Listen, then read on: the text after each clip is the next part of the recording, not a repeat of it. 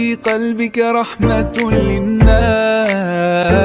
يا من ألفت قلوبا بالإسلام.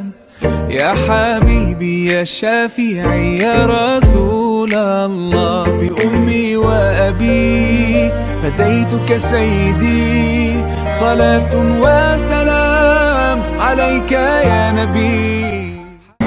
السلام عليكم ورحمة الله وبركاته. نحمده ونستعينه ونستغفره ونعوذ بالله من شرور أنفسنا ومن سيئات أعمالنا. من يهده الله فلا مضل له ومن يضلله فلا هادي له. سبحانك لا علم لنا إلا ما علمتنا إنك أنت العليم الحكيم. رب اشرح لي صدري ويسر لي أمري واحلل عقدة من لساني يفقهوا قولي. أما بعد، قال الله سبحانه وتعالى وهو أصدق القائلين: أعوذ بالله من الشيطان الرجيم. بسم الله الرحمن الرحيم. يا أيها الذين آمنوا كتب عليكم الصيام كما كتب على الذين من قبلكم لعلكم تتقون. وقال النبي صلى الله عليه وسلم: الصوم لي وأنا أجزي به. صدق الله وصدق رسوله الكريم ونحن على ذلك من الشاهدين.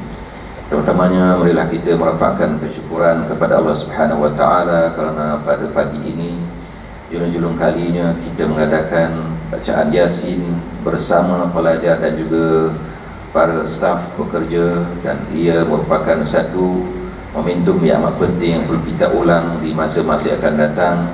Moga-moga rahmat Allah terus memberikan nilai tambah dan juga payung rahmat kepada kita sentiasa, insya-Allah. Dan sebagaimana kita disebutkan oleh pengacara majlis bahawa bacaan Yasin mulai dengan kata alu-aluan pada Tuan Haji dan seterusnya, kita membaca Yasin, baca doa dan tazkirah. Maka tazkirah ringkas kita pada hari ini tajuknya, adakah kita sudah bersedia untuk menyambut tetamu Ramadan?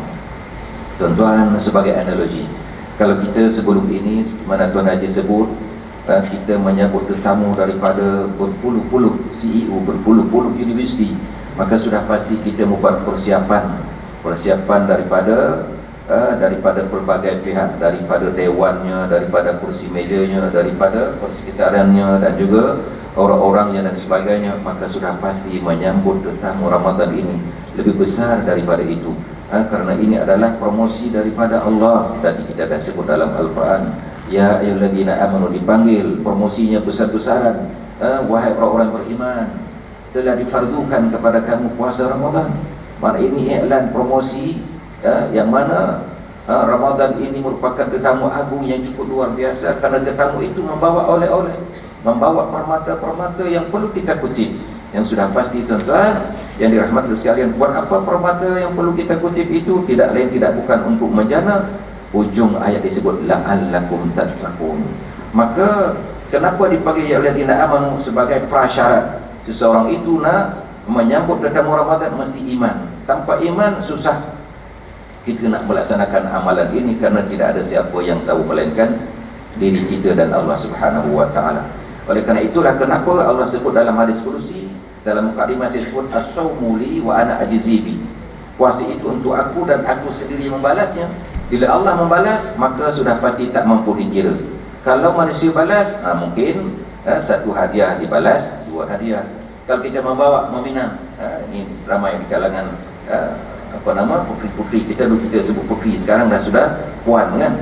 Dulu kita ketika meminang 5 dibalas 7, betul? Sikit sangat. Tapi amalan puasa ini Allah yang balas. Bila Allah yang balas, tidak mampu dikira.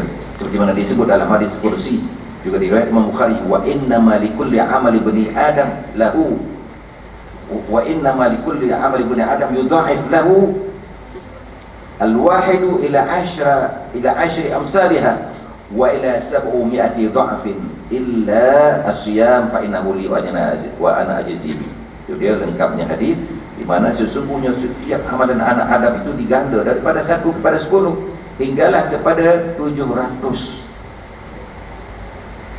illa siyam, kecuali puasa.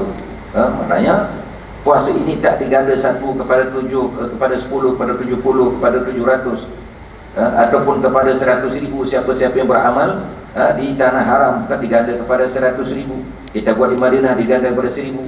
Kita buat di Baitul Maqdis diganda kepada 500.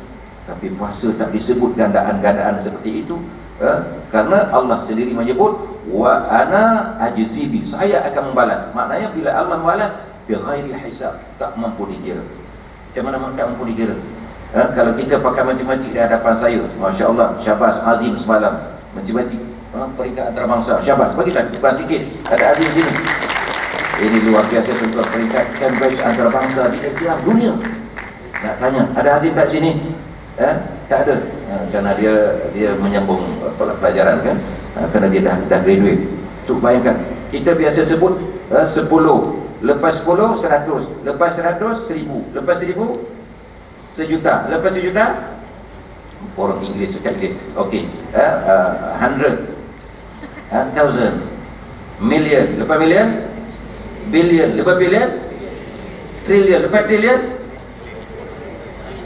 Mana pakai matematik? Mana cikgu matematik? Cikgu Reka John. Lepas trillion apa? Tak mampu. Itulah dia ganjaran puasa, tak mampu dikira. Hebat tak hebat? Maka inilah oleh-oleh yang perlu kita bersedia untuk menyambut tetamu ini. Apalagi kata baginda Rasulullah SAW, idza jaa Ramadan futihat abwabul jannah wa ghuliqat abwabun nar wa sufidatis syayatin. Datang saja malam bulan Ramadan, futihat abwabul jannah, dibuka pintu syurga yang tak dibuka pada hari-hari malam-malam yang lain. Malam pertama dah dibuka, Masya Allah, ini membawa anugerah yang cukup besar, dibuka pintu syurga. Wa ghuliqat abwabun nar, dan ditutup pintu neraka. Subhanallah, ini sesuatu anugerah yang tidak ada pada bulan-bulan yang lain. Dan apa yang seronok lagi, wasufidati syayatin, diikat syaitan-syaitan yang ganas. Diikat syaitan. Supaya apa? Supaya mudah kita buat amal, supaya mudah kita melakukan pelbagai hasanah, sedekah, dan juga baca Quran, ataupun kita salat dan sebagainya. Kalau tak, syaitan mengganggu kan. Tengah kita salat macam-macam, pandangan mata ke kiri ke kanan, cicak jalan pun kita ikut cicak tu kan, kita ikut lipas jalan dan sebagainya, tak pernah khusyuk. Tapi bila Ramadan syaitan tak ada. Tapi ingat, nafsu tak diikat. Yang diikat apa? Syaitan, betul. Nafsu tak diikat, itulah nafsu pun kena kekang. Jangan sampai kita ketika berbuka puasa kita makan balai dendam. Balai dendam. Dikira paginya satu piring, tengah harinya satu piring, kemudian malamnya satu piring. Maka bila buka puasa 3 piring dia letak. Ini balas dendam namanya, ya. Oleh kerana itu kita kena pastikan, kerana puasa ini betul-betul nak menunjukkan prihatin. Kita ada grup prihatin. Grup prihatin, cuba angkat tangan. Grup prihatin. Ada 60 orang bersama Ustaz ni. Malu tak apa. Grup prihatin. Bersama kita dah mana Hadiza mana? Coba bayangkan. Ini nak bagi tahu kepada tuan-tuan, kepada adik-adik, kepada para pelajar, kepada rakan sahabat. Kita ada 300 pelajar B40 Haji. Kita dah duduk dengan Haniza, daripada 300 kita pilih yang 60, daripada 60 kita pilih yang 40 yang paling fakir, yang paling miskin. Dan setiap hari Jumaat Ustaz sediakan makanan di depan di depan ATM, biar orang yang ambil duit tengok sedih, tengok nasi lemak kecil, tapi itu yang mampu. Tapi kenyang, dia kata saya tak kenyang. Sekali kecil, sebulan tu ada kecil, ada yang besar, ada yang bihon, ada ketiau, ada macam-macam. Tapi hari-hari ada Maggi, ada roti, ada biskut dan sebagainya, semua. 40 orang. Kami tanya dengan Hanisa, cuba bayangkan, mereka dapat duit sebelum dapat marah kan, mau 9 bulan. 9 bulan ni mak bapak bagi duit RM100, cuba bayangkan. Macam mana kita makan? Kalaulah yang pegawai kawan-kawan kita ni mungkin RM100 ini boleh makan 2 hari, 3 hari, mereka 1 bulan. Maka inilah Ramadan membawa keinsafan, membawa prihatin. Macam mana aku tak boleh makan, pagi tak boleh, tengah hari tak boleh, nanti buka puasa baru boleh. Cuba bayangkan, mereka ni hari-hari makan sikit. Tu macam mana makan nasi ratus? Kata pagi tak makan Ustaz, nanti jam berapa baru makan biji. Itu dia kasihan. Maka kita buka sekarang tinggal 200 saja. Duit duit prihatin ni. Maka selepas ini lalu je depan bilik ustaz yang baru dekat SDC, Student Development Center situ ada ATM, maknanya nak cucuk, lepas tu ada tabung sebelah, masuklah RM10, RM20 dan sebagainya. RM1 pun jadi, karena kita tinggal 200, mana 200 2 minggu saja lagi, sebab kita nak usulkan 100 untuk satu Jumaat. Tapi orang tu baik-baik semua. Sebenarnya nilai nilai nasi lemak RM3, tapi dibagi RM1. Itu dia. Jadi dengan berpuasa ini, syaitan tak ada, dibuka pintu syurga, ditutup pintu neraka, kemudian digandakan pahala. Masya Allah. Oleh kerana itu kita mengalu-alukanlah dengan kedatangan Ramadan Mubarak, kita dah bersedia zahir kita dan batin kita, dan kita mengampunkan, memaafkan semua kesilapan kawan-kawan kita, sahabat-sahabat kita. Jangan ungkit-ungkit yang lepas. Kita nak maju ke hadapan, seperti mana sentiasa Tuan Haji sebut, kita nak maju ke hadapan, jangan pandang lagi ke belakang, kan, tapi maju ke hadapan dan terus maju. Jadi mudah-mudahan dengan tazkirah ringkas ini akan kita dapat mengambil intipati daripadanya betapa penting nilai puasa, prihatin yang ada di dalamnya, cakna yang ada di dalamnya, mengambil berat kepada orang yang tidak bernasib baik ketika kita menahan lapar. Maka dengan itu kita tidak lari bajet, kita boleh bersedekah. Yang hak paginya mungkin kita makan RM4 masuk tabung, yang tengah harinya RM10 masuk tabung, yang malamnya mungkin tak masuk tabung, tak apalah, so sehari RM14 boleh masuk tabung dan tak lari bajet kita dan tidak mengurangkan gaji kita. Itu dia. Apalagi kita nak masuk kolej universiti seperti mana Tuan Haji, lagilah akan bertambah image kita di masa hadapan, akan advance. Bila advance sudah pasti gaji tuan-tuan pun akan naik juga, insya-Allah. Jadi mudah-mudahan rezeki akan mudah seperti mana Tuan Haji sebut. Rezeki ini kadang-kadang kita tak menduga. Yang penting itulah rohani jasmani kita kena mantap. Seperti mana Allah berfirman, fadzakir fa inna dzikra tanfa'ul mu'minin. Adalah kamu sentiasa ingat mengingati, kerana ingat mengingati itu bermanfaat untuk orang-orang yang beriman. Maka dalam Islam ada dua, rohani penting, jasmani. Jasmani anak-anak kita hebat, sukan, tapi jangan lupa salat. Semalam Ustaz tengok ada beberapa orang gagah membawa raket badminton dan sebagainya dengan azan. Ini amat mengaitkan, memalukan. Kenapa? Karena apabila kita ketika azan, kita di tengah jalan, orang melihat, Masya Allah, budak cembai dengan raket gagah dan sebagainya, nak menunjukkan kekuatan, kehebatan, tetapi azan dibelakangkan. Maka ini tidak boleh berulang lagi. Yang keduanya, hari Jumaat, kerana dipanggil mak untuk balik kampung, kita masuk salat Jumaat, mereka pegang beg, tunggu Grab, tunggu mak. Maka jangan ada pula macam tu mengaibkan. Sebab apa? Orang-orang luar yang datang bertanya, mereka itu musafir ke Ustaz? Mereka itu belajar Ustaz ke? Dan sebagainya. Malu nak berjawab. Jadi pastikan image ini tidak guna. Waktu maghrib, di sana dengan azan kita masih tendang bola, juga mengaibkan. Dan ini tiga benda ditegur oleh orang-orang yang lalu lalang kepada kita. Mana tahu satu hari nanti kalau kita jaga image ini, orang sekedar ini banyak ramai anak-anak muda macam anda, ada SPM dan sebagainya, mereka akan masuk jemaah itu. Tapi kalau suasana macam ni, dia takut anak dia akan terpengaruh, waktu salat dia masih di padang dan sebagainya. Maka itulah rohani jasmani kena serentak dibina. Itu kenapa kita berdoa, Rabbana atina fid dunya hasanah wa fil akhirati hasanah wa qina adzabannar. So apa kita fikir bila doa itu, hari-hari kita tak pernah lupa doa itu, betul? Nak hasanah dunia, hasanah akhirat, cukup ke? Kalau saya tanya kepada pelajar, dia kata 50-50 Tuan Haji, 50 akhirat, 50 dunia. Tapi dalam realitinya tak ada. Walhal bukan macam tu. Ada ujung ayat waqina adzabannar. Waqina adzabannar maknanya selamatkanlah kita daripada api neraka. Maka kenapa Allah Subhanahu wa taala panggil ya alladziina amanu qu anfusakum wa ahlikum nara. Wahai orang beriman, jaga diri kamu dan ahli keluarga kamu daripada api neraka. Kenapa Tuan Haji datang lebih awal pada hari ini? Nak menjaga ahli jemaahnya, ahli warga jemaahnya daripada disentuh oleh api neraka.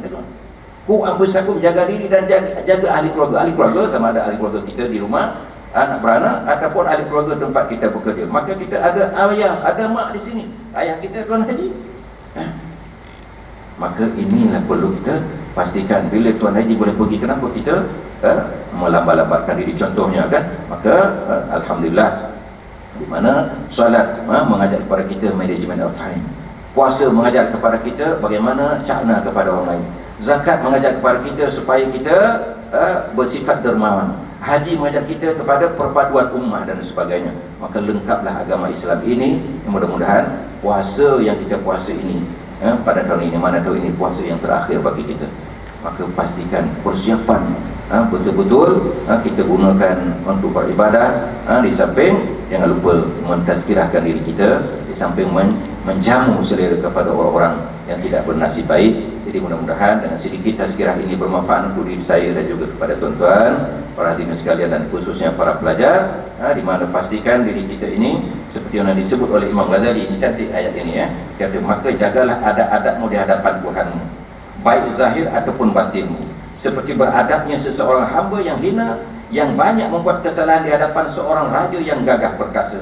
Dan bersungguh-sungguhlah engkau menjalani adab sehingga Tuhanmu tidak melihat engkau di tempat yang dilarang, dan jangan sampai engkau tidak ada di tempat yang dikehendaki kehadiranmu oleh Allah Ta'ala. Waktu salat dikehendaki oleh Allah kehadiranmu di surau, di masjid, di tempat salat, di sajadah, bukan di tempat-tempat lain.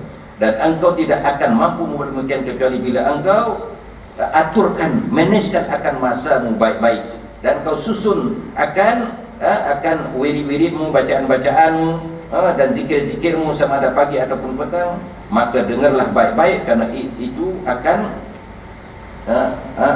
menyebabkan kita akan menggapai mahabbah, kekasih Allah Subhanahu wa taala. Jadi kita nak hidup mencapai kekasih Allah Subhanahu wa taala, kerana Nabi menyebut kamu sembah Allah ini ka'annaka tarahu, seakan kamu melihat Allah. Jika kamu tidak melihat Allah, Allah melihat kamu. Mari dipantau sentiasa oleh Allah Subhanahu wa taala. Itulah kita kena amanah dengan diri kita, amanah dengan Allah Taala, amanah dengan JMI, amanah dengan bos kita.